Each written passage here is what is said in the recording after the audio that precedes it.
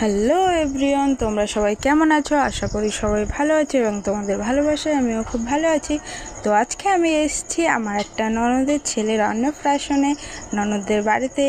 তো খেতে বসে প্রথম থেকে লাস্ট পর্যন্ত কী খেলাম সেগুলোই তোমাদেরকে দেখাবো একটা ছোট্ট মিনি ব্লগে।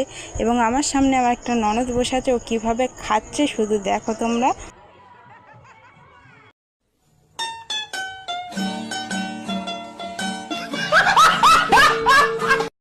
ওর রিয়াকশানটা শুধু দেখো তোমরা।